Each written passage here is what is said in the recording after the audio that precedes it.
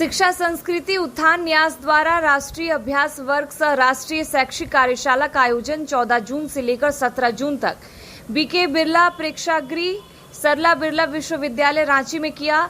शिक्षा संस्कृति उत्थान न्यास द्वारा राष्ट्रीय अभ्यास वर्ग सह राष्ट्रीय शैक्षिक कार्यशाला के आयोजन में माननीय अतुल भाई कोठारी जी राष्ट्रीय सचिव शिक्षा संस्कृति उत्थान न्यास भी उपस्थित रहेंगे। माननीय मुख्य अतिथि ने विशेषकर नई शिक्षा पर आधारित शिक्षा पद्धति के बारे में विस्तार पूर्वक अभ्यास वर्ग सह राष्ट्रीय कार्यशाला के आयोजन में बताए, साथ ही इस 3 दिन की कार्यशाला में होने वाले विभिन्न प्रकार के पाठ्यक्रमों से भी अवगत कराए। पिछले 4 दिन से हर दिन आप समाचार खबरें छापते रहे। इससे पहले तो मैं शिक्षा उत्थान न्यास के ओर से देश भर के कार्यकर्ता की ओर से आप सभी का बहुत बहुत धन्यवाद और अभिनंदन करता हूँ, क्योंकि आपने हमारी बात लाखों लोगों तक पहुँचाने का प्रयास किया है। ये कुल मिलाकर 5 दिवसीय कार्यक्रम हमारा था। एक दिन राष्ट्रीय संचालन समिति हमारे जो पूरा देश का कार्य चलाने वाले लोग हैं हमारे कार्यकर्ता, वो एक दिन बैठक थी। फिर एक दिन हमारी राष्ट्रीय शैक्षिक कार्यशाला थी और 3 दिवसीय राष्ट्रीय अभ्यास था। इसका आज समापन हो रहा है। इसमें हमने 2-3 प्रमुख बातें की है। हमने राष्ट्रीय शैक्षिक कार्यशाला में एक प्रस्ताव पारित किया है।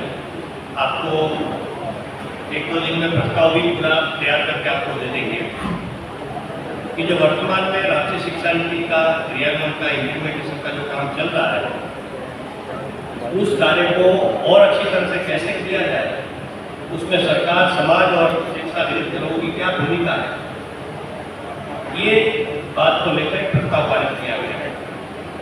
और राष्ट्रीय शिक्षा नीति बहुत अच्छी आ गई है, देश और दुनिया में प्रशंसा हो रही है, लेकिन उसका सुचारू ढंग से समग्रता से क्रियान्वयन और इम्प्लीमेंटेशन हो, ये अभी चुनौती और चिंता का विषय थोड़ा है।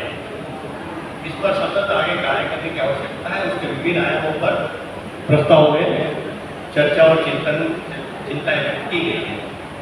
तो ये एक महत्वपूर्ण कार्य है और शिक्षा नीति पर शिक्षा उत्थान न्यास लगातार कार्य कर रहा है। शिक्षा नीति आने के पूर्व समय 2012 से काम किया है और 2015 में शिक्षा नीति की चर्चा शुरू हुई, तब भी हमने काम किया और बाद में भी अभी नीति आने के बाद उसके क्रियान्वयन पर भी हमारा कार्य लगातार देश भर में जारी है। तो इसलिए शिक्षा नीति के प्रति हमारी चिंता ज़्यादा है कि ये नीति किसी भी स्वरूप में अच्छी तरह से देश भर में लागू हो जाए। इस पर एक प्रस्ताव हमने पारित किया। वो अब देश भर में केंद्र सरकार, राज्य सरकारों को, कुलपतियों को, केंद्रीय संस्था के डायरेक्टर, इन सब तक पहुँचाने का प्रयास हम देश भर में करेंगे। तो ये एक बहुत प्रमुख विषय है और मेरा आपसे भी प्रार्थना है कि शिक्षा पर नीति के क्रियान्वयन इम्प्लीमेंटेशन के बारे में आप भी इसी प्रकार उसको लगातार चलाइए, क्योंकि मीडिया की एक बहुत बड़ी भूमिका होती है। तो मुझे लगता है कि इसमें शिक्षा की क्रियान्वयन में बहुत बड़ा योगदान मीडिया का होगा। आप तो कर ही रहे हैं, लेकिन आगे भी लंबे समय हम सब मिलकर इस काम को आगे बढ़ाना है। तो ये देश के लिए बहुत महत्वपूर्ण विषय है। तो इस पर एक हमने कार्य किया है और कुल मिलाकर देश भर के कार्य की समीक्षा हमने यहाँ की है। क्योंकि साल में एक बार हम लोग इस प्रकार मिलते हैं, तो हमारा कार्य भी देश के लगभग सभी प्रांतों में हमारा कार्य भी पहुँच गया है और आगे की दिशा निर्देश सुनिश्चित की है कि आगे क्या करना है। तो हमारे विभिन्न आयाम है, इस पर भी हमारे कार्य की योजनाएं हमने यहाँ तय की। इसमें सबसे महत्वपूर्ण जो काम हम आगे दिनों करने वाले हैं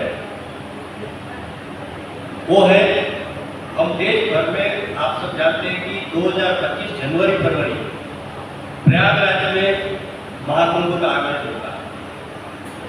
तो उस समय हम लोग भी प्रयागराज में उस प्रयाग कुंभ मेले में एक ज्ञान महाकुंभ नाम से कार्यक्रम करने वाले हैं। इसकी डेट की तय करिए 7, 8, 9 फरवरी, 7, 8, 9 फरवरी, ये 3 दिन हम ज्ञान का महाकुंभ नाम से एक कार्यक्रम आयोजित करेंगे। उसके पूर्व हम देश भर में 4 दिशाओं में 4 ज्ञान कुंभ का आयोजन करेंगे। दक्षिण में पौंडीचेरी में करेंगे, पश्चिम में अहमदाबाद में करेंगे और उत्तर में हरिद्वार में करेंगे और पूर्व में नालंदा में करेंगे। ये चारों स्थान का हमारी प्राचीन शिक्षा व्यवस्था से काफी महत्व है। इसी दृष्टि से हमने चेंज किया है। पौंडीचेरी का अरविंद आश्रम है, वहाँ शिक्षा का काम बहुत काम हुआ है पहले से। अहमदाबाद महात्मा गांधी जी का स्थान है। महात्मा गांधी जी ने शिक्षा और भाषा को वहाँ काम काफी किया था। हरिद्वार को हम जानते हैं कि हमारे देश की संस्कृति का महत्वपूर्ण स्थान है। आज भी वहाँ इस राष्ट्रीय शिक्षा नीति की दृष्टि से बहुत काम देव संस्कृत विश्वविद्यालय, बाबा रामदेव का विश्वविद्यालय सब काम कर रहे हैं। और नालंदा तो उसके बारे में क्या बताऊंगा कि नालंदा तुम्हारा प्राचीन शिक्षा केंद्र का एक आधारभूत स्तंभ रहा है। तो ऐसे चारों केंद्रों पर एक ज्ञान कुंभ नाम से आयोजन करेंगे। वो गत अगले नवंबर, दिसंबर, जनवरी में ये कार्यक्रम होंगे और फिर 4 ज्ञान कुंभ के बाद फरवरी में 7, 8, 9 फरवरी एक ज्ञान महाकुंभ का आयोजन होगा। इसका तात्पर्य यह है कि कुंभ मेले में जो भी जाता है किसी को निमंत्रण से नहीं जाते। जाने वाला कितना भी बड़ा व्यक्ति तो ऐसा नहीं कहता कि मेरी व्यवस्था क्या होगी, मेरा स्वागत कौन करेंगे, कहाँ रहूंगा। सब एक भाव से वहां जाते हैं और अपने अपने स्थल से आते जाते स्नान करते हैं। तो शिक्षा जगत के लोग भी इसी भाव से कार्य में जुड़े इस काम में और वहां से एक देश की शिक्षा को एक दिशा प्राप्त हो, एक नई दिशा लेकर आए। ये शिक्षा ये धंधा नहीं, ये बिजनेस नहीं, ये सेवा का माध्यम है, चैरिटी है और जिसमें सिर्फ मात्र सरकार की भूमिका नहीं है। सरकार की भूमिका है नहीं, ऐसा नहीं है, लेकिन सरकार है कि समाज की अधिक भूमिका है। जब हमारी प्राचीन शिक्षा बहुत श्रेष्ठ थी, नालंदा आदि विश्वविद्यालय थे, तब सरकार भी शिक्षा चलाती, राजा महाराजा शिक्षा नहीं संचालित करते, समाज ही संचालित करता था। राजा महाराजा सहयोग से तो समाज आधारित शिक्षा व्यवस्था होनी चाहिए। इसलिए समाज का भी बहुत महत्वपूर्ण दायित्व है।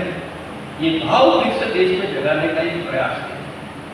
तो इस प्रकार के 4 कुंभ मेले का भी आयोजन होगा और मैंने जैसे कहा कि चरित्र निर्माण विकास का 3 दिन की शिविर कार्यशाला हम रायपुर में करने वाले हैं। भारतीय ज्ञान